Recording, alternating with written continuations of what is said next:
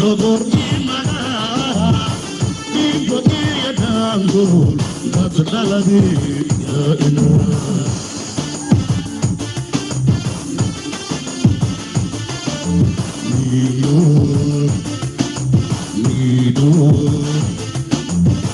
Nidor ilaho Nidor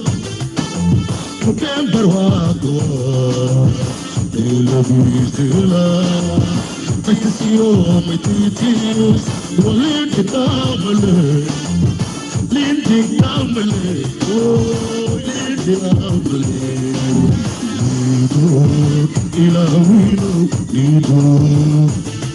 dhegeystayaal waxaa qadka telefoonka iminka si toos ah inoogu jira madaxweynaha dowlad goboleedka koonfur galbeed madoobe nuunow maxamed mudane madaxweyne marka hore ku soo dhawow barnaamijka gaarka ah ee shabakada warbaahinta isha baydhaba ee la magac baxay la hadal isha baydhaba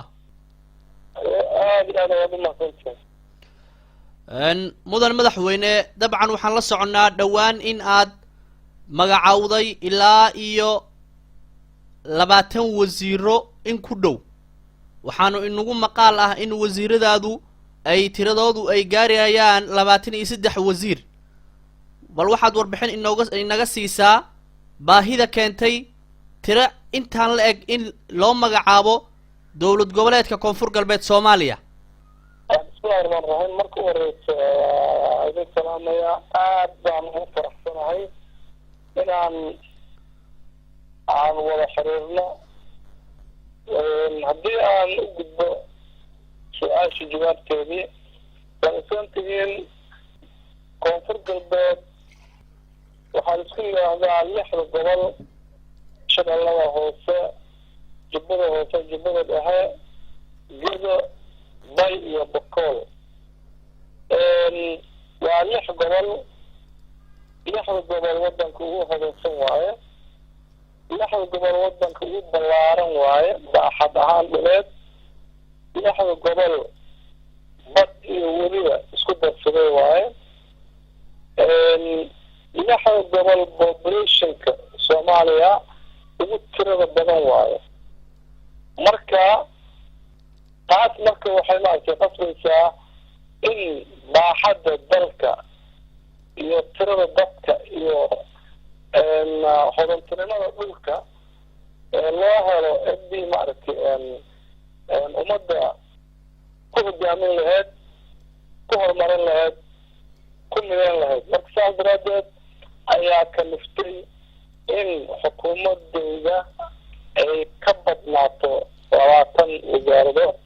weliba ma aha 23 ilaa iyo waxay gaari doontaa ilaa 20 وزارة جاري دونتا إن شاء الله تاسو لو تلقلي إلا ودقوله باهدا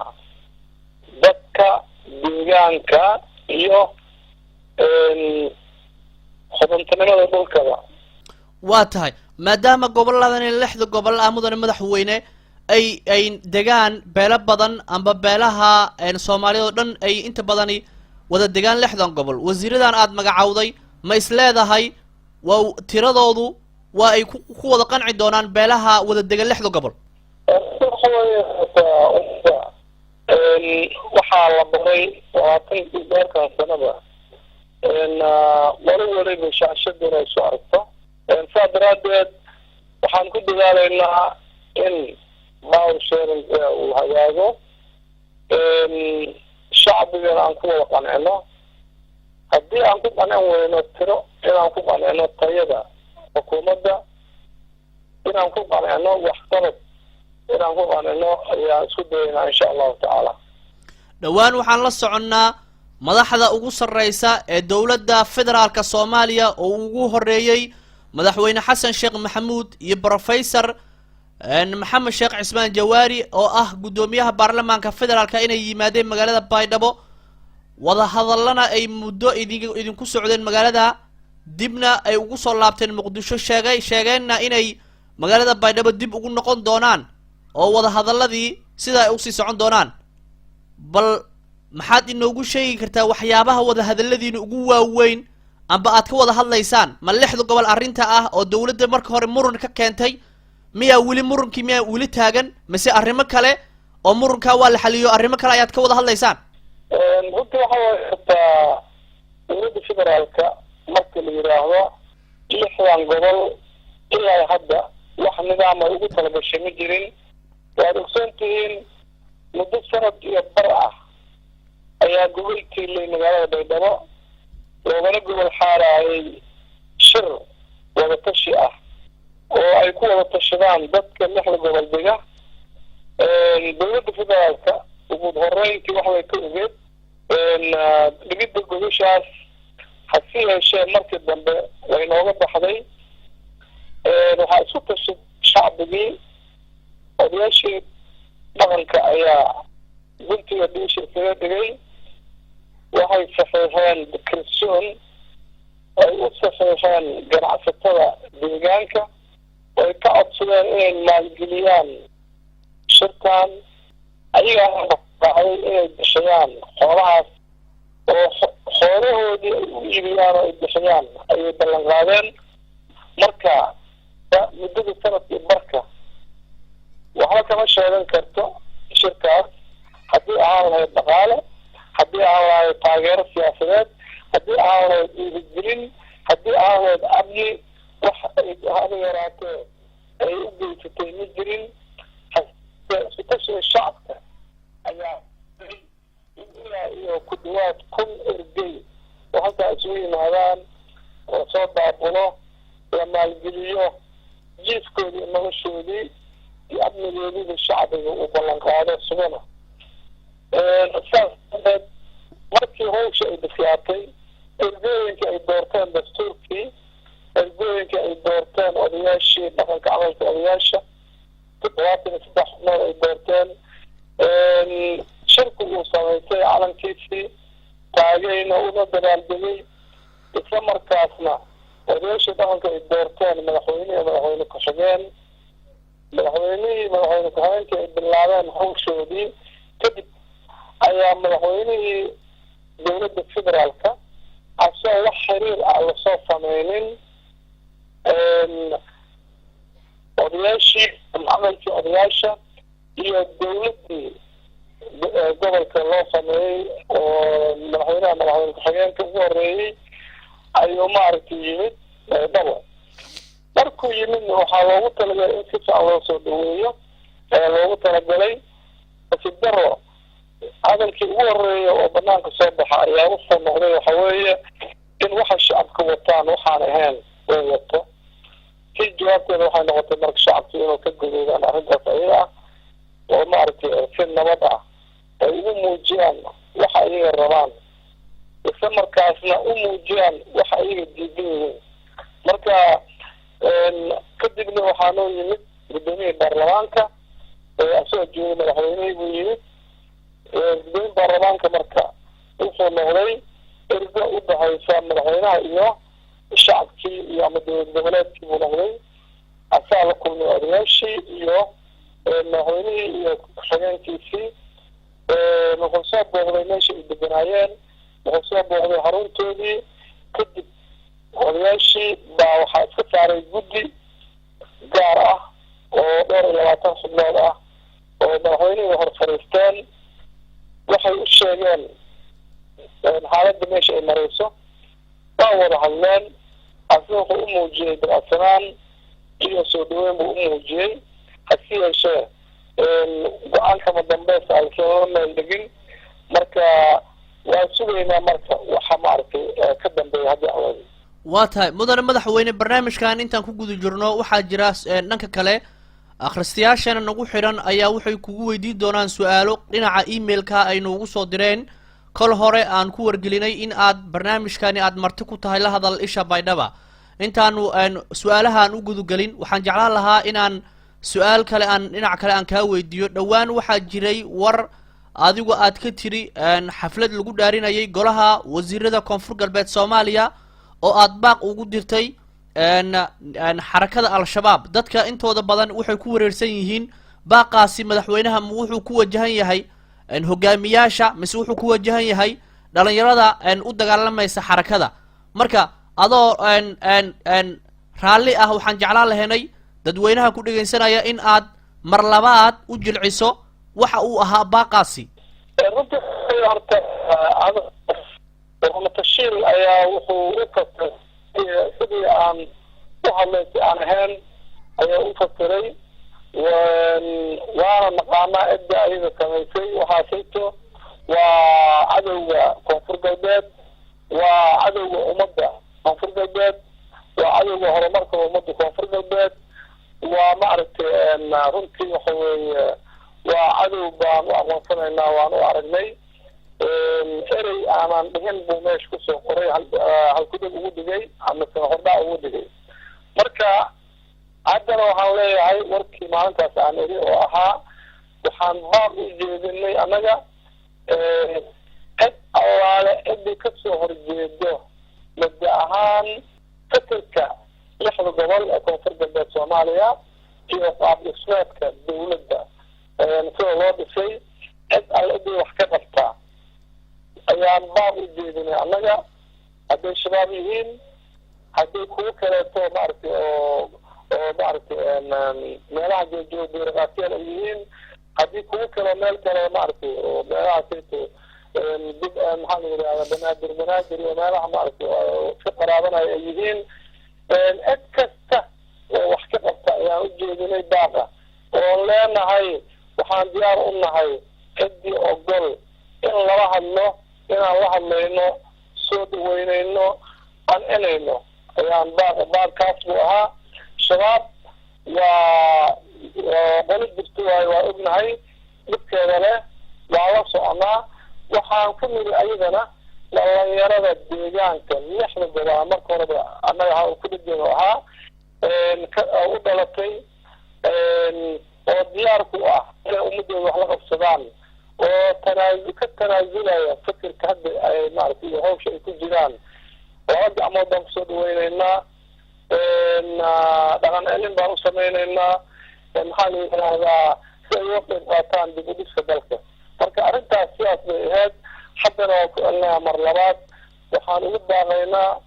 shacbi weynaha ku dhaqan ama u dhashay oo madegan 6 gobol meel kastaba ha joogee ciddii wax ka qabta koonfur galbeed dhismaheedii ama maamulkeedii siduu ka socday siduu kasoo bilowday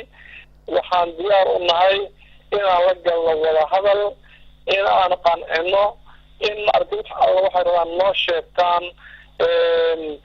saan u midowno oo aan ugu midowno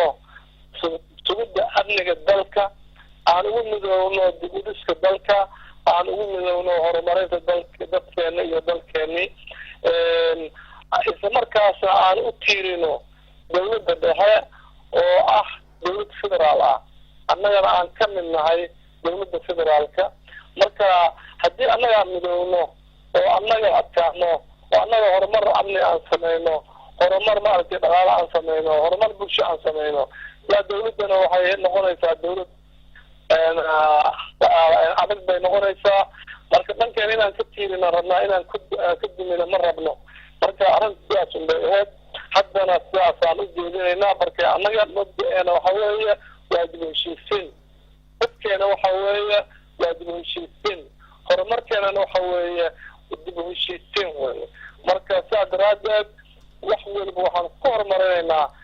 dib u heshiisiintaan ku horumarinaynaa wada hadalkaan ku horumarinaynaa wada tashigaan ku horumarinaynaa marka gogosheena ayay ahayd gogol wada tashi iyo gogol dib u heshiisiin taasoo ka dhalatay in dawladdan ka soo baxdo marka mabaadidii ayada ahayd baan dhiirigelinaynaa insha allahu tacaala waana ka guulaysanaynaa haddii alla waayo annaga ciidan hubaysan ma lihin shacabka iyada noo ah rabitaankiisa iyada noo ah fikirkiisa iyada noo ah dhaqaalihiisa dhaqaalo noo ah maxaa la yidhaahdaa taakuleentooda taakuleen noo ah dhiirigelintooda dhiirigelin noo ah marka annaga shacabkaana doortay si cad oo qadaar cad ah ayuu lagu doortay nagu doortay marka shacabkaan u adeegaynaa siyaasadiisaan ku turjumaynaa wuxuu rabaan samaynaynaa meesha aan ku tiirsanahay allahina awoodta ka sokow waa shacabkeeni siyaasadiisa inaan dhaqangelino oon rabitaankiisa fulino aan ku hogaamino ayaa go-aankanaga ay isu soo jiidno walaalayno shacbiga ku nool 6 gobol oo ah Soomaali oo dhan waaye reer ka maqan qoys ka maqan difad ka maqan Soomaaliyeed ma jirto 6 gobol waa lagu wada degan yahay ma aha sida gobolada qaar oo kale ma ahan oo ummadii Ilaahay abuurtay Soomaaliyeed oo dhan wada degan marka hal qabiil ma laba ma saddex ma afar ma aha shanta qiimooda hadda Soomaalida wax ku wadaagto oo dhan baa ku soo degan laakiin insha Allah nasiib weyn baan leenahay in midnimada Soomaali meesha aan ka bilowno anagana horteeda aan ka noqono waa tahay madaxweyne waxaan u gudbaynaa iminka su'aalaha ay ku soo weydiinayaan dadyowga qaar ka mid ah dadka aad madaxweynaha u tahay ee koonfur galbeed su-aasha ugu horeysa aan ku hormaro waxa uu ku bilaabay magaciisa injineer Axmed Mucallim Cali marka hore waxaan salaamayaa madaxweynaha dowlad goboleedka koonfur galbeed mudane Madoobe Nuunow Maxamed salaan kadib su-aasha aan weydiinayo waxa tahay uu leeyahay akhristahani arrimaha dib u heshiisiinta guddi la sameeyay ee hawshaasi loo xil saaray ma jiraan haddii aan la sameyn ma ku tala jirtaa mudane madaxweyne in aad samayso guddigaasi si wixii wada hadal lagu gaari karo wada hadal la isku dayo inta aan la gaarin dib u xurayn guud su-aasha labaad wuxuu leeyahay isla akhristahani waxaan ognahay in deegaanka koonfur galbeed meelo ka mid ah ay joogaan kooxaha nabaddiidka ah qayb ka mid ahna ay iminka sheegteen maamullo haddaba ma ku wargelisay mana ka codsatay golaha guurtida ee koonfur galbeed Soomaaliya in qabiil kasta oo ka soo jeeda koonfur galbeed yacni la weydiiyo amba laga codsado inuu yacni keeno ciidamo ka shaqeeya amba ku shaqeeya magaca dowlad goboleedka koonfur galbeed runtii waxa weeye waa salaamayaa walaalkay Axmed Cali Xasan aad aan u gudboon jawaab su-aasha runta sheegay hadda aan ku celinayaa dowladdeena waa dowlad bulshisay walaalaysa waxaad ka garan kartaan aniga baydhabo deegaan ahaan dadka aan ka dhashay aad bay ugu yaryihiin maha dabaraha aan ka dhashay aad bay ugu yaryihiin isugu yimid ilaa iyo baa isugu timid meeshaas iyo maaragtay waa kuwa degan kuwa aan deganeenba intoodiiba anoon ciidan wadan hub wadan oo maaragtay oon ii joogin baydhabo gudaheeda ayaa waxay ii doorteen inaan hogaamiyo taas waxaa daliil u ah inay dadka rabaan nabad inay rabaan dib u heshiisiin inayn diyaar u ahaan qof markii aawa caroodo oo maaragtay tignitka u yeeran karo ama baawar sheegan karo inaan la rabin ayaa caddaynaysaa midaas ayada ah saas daraaddeed waxaan marka u horseedayaa waxa weeye howlaha dib u heshiisiinta taas marka waxaa daliil u ah xukuumadeyda wasaaradda dib u heshiisiin baa ku jirta isla markaas commission baa jira la yiraahdo dib u heshiisiinta baa jira marka taasaa daliil u ah wadaadideena inay tahay mid dib u heshiisiin ay ku bilaabatay haddana ku dhamaanayso haddii aan idhaahdo dadka nabaddiidka ah iyo maaragtay siyaasiyan iyo amni ahaan horjooga mudda ah gobolada jooga runtii waxa weeye ayaga laftoodii kama marna in marka horeyso loo gacan haatiyo ciidan waa yeelanaynaa insha allahu tacaala ciidankana wuxuu noqon doonaa ciidan boolis ayuu noqon doonaa ciidan wuxuu noqon doonaa maaragtay amniga nabadgelyo ka shaqeeyo ayuu noqon doonaa ciidan shacabka ka yimid buu noqon doonaa ciidamada qaranka ka barbar shaqeeya ayuu noqon doonaa insha allahu waana diyaarinaynaa beelaha degaan 6 gobol oo dhanna waa ku midoobayaan ciidankaasito si saami ah oo maaragtay oo miisaan leh ayay nagu soo qaybgalayaan insha allah akhristaha su-aasha labaad soo weydiiyey magaciisa wuxuu ku sheegay xasay samow oo jooga dalka Norway marka hore waxaan salaamayaa madaxweyne Madoobe Nuunow waana ugu hambalyeynayaa doorashadii madaxweyne iyo guulihii dowladdiisa ay gaartay intii ay dhisneed waxaan madaxweyne waa ii farxad in aan maanta fursad u helno in aan su-aal kugu weydiiyo su-aashaydu waxay tahay muxuu yahay qorshaha dowlad goboleedka 100 maalmood ee soo socda runtii waxaa su-aal aad u wanaagsan oo meesha ku jirta waaye horta marka u horeyso aniga waxaa ii doortay 3 bishii maarso waxaana ii dhaariyey 7 bishii maarso 7 bisha abrilna waxaan dhaariyay goboleedkayga intiisii ugu tirada badneed waa 7 casho gudahood maanta waxaan jiraa waxa weeye ama dowladayda ay jirtaa 34 casho oo maantii ah 34 casho markii la nidaamo waxqabadkii waa muuqda runtii wax muuqda oo bulshada raalli ka tahay tallaabo ayaan qaadnay 100 maalmoodna way ku jirtaa 30 casho way ku jiraan markii runta aan idin sheego ilaa hadda waxaan diyaarinay xarun madaxtooyo oo maaragtay ayaan diyaarinay oo dib u habeyn ku sameynay oo dayactirnay oo qalabaynteedii wixii boorkii baa ku dhegan calankii jamhuuriyadda calankii dowlad goboleedka meesha ku taagan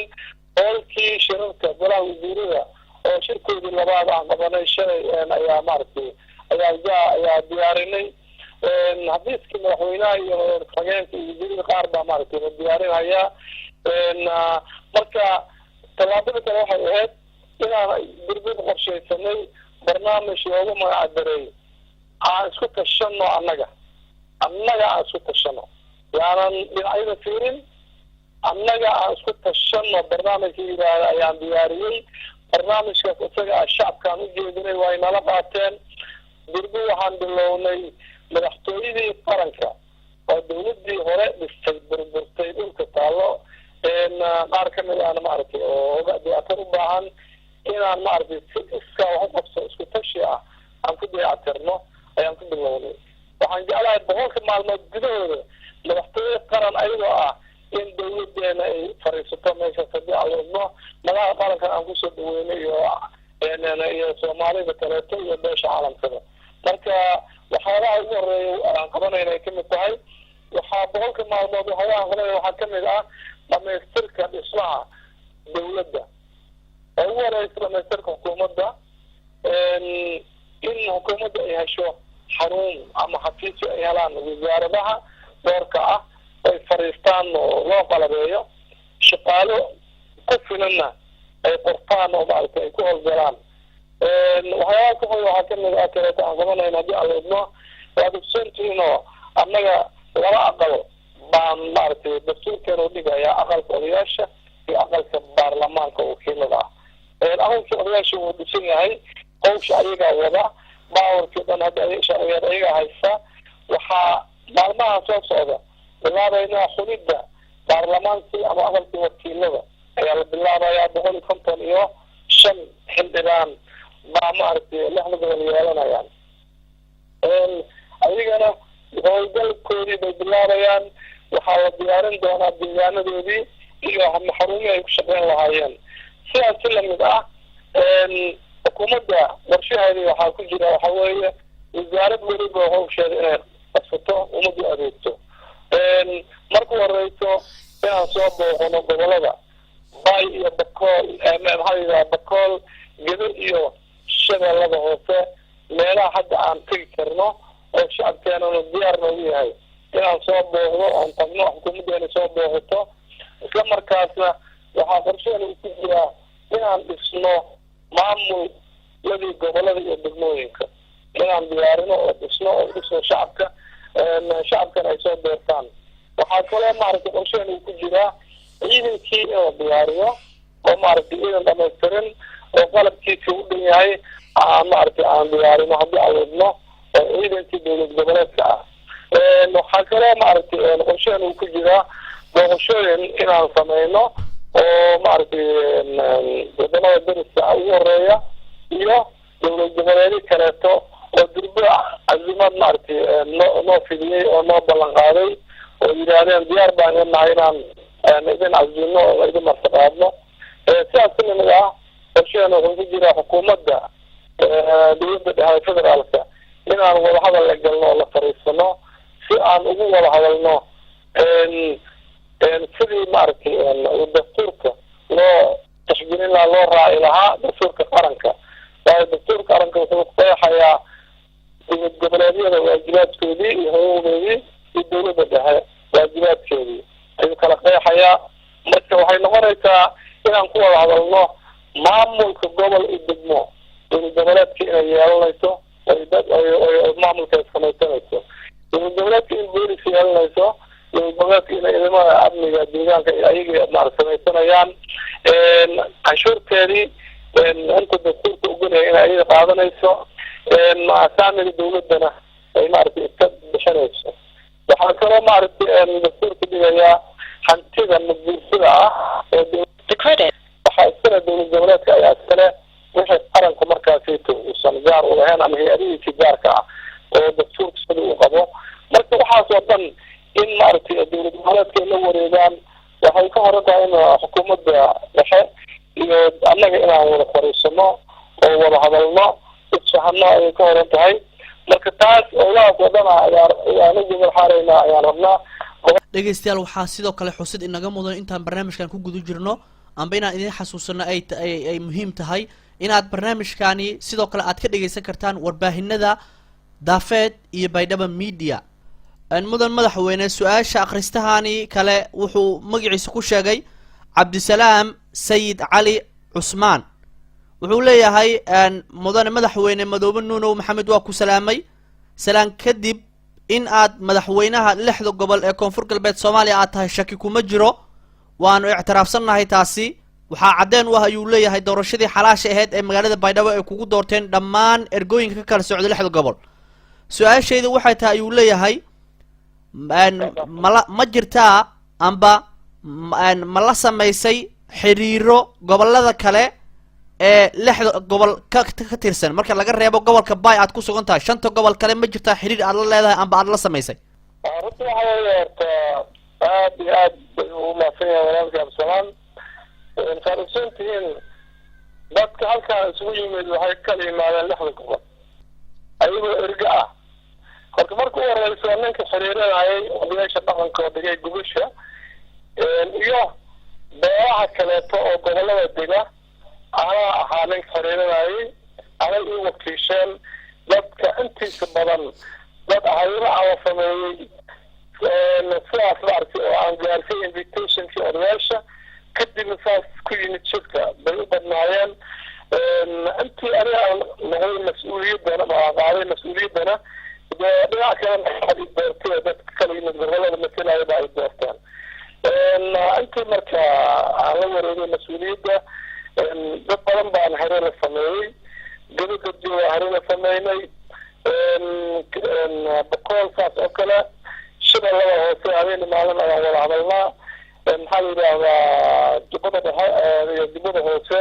dhammaan dadka jooga waxay taageersan yihiin 6 gobol ay taageersan yihiin runtii waxa weeye rabitaan shacbi oo saan u midaysan ama ha joogaano gudaha ama dibidda ha jiraan oo jaariidaha ha kamid ahaadaano ummaddan niyaddeeda waa isku xiran tahay rabitaankeeda waa mid taariikhiyan tan oo kalena ma soo marin dhammaantoodna waxaa daliil u ah xiriirkeenii iyo raalli ka ahaanshaha 6 gobol waxaad ka garan kartaa oo daliil u ah dadka jooga dalka dibiddiisa gudihiisa banaanbaxyada iyo taageerada ay sameeyaan ayaa runtii ayaa tusaale loo soo qaadan karaa waa dowlad goboleedkii ugu taageerada badnaa weeye ama badneed waaye anteeda dhisayona aqaano runtii marka taas waxaa weeye waa joogto waxaana rabnaaba safar inaan ku tagno meelaha qaar haddii aan leedno dhegeystayaaalkaasi wuxuu ahaa madaxweynaha dowlad goboleedka koonfur galbeed Soomaaliya mudane madoobe nuunow maxamed oo marti ku ahaa barnaamijka la hadal isha Baydhaba mudane madaxweyne waa mahadsantahay aad u mahadsantahay sidoo kale dhegeystayaal barnaamijkani waxaad ka dhegeysan kartaan warbaahinada Baydhaba media iyo daafeed oo si toos ah wada shaqeyn dhanka media nagala dhaxaysa intaan dib dambe ugu kulmi doono barnaamijkani barnaamij la mid ah waxaan idinkaga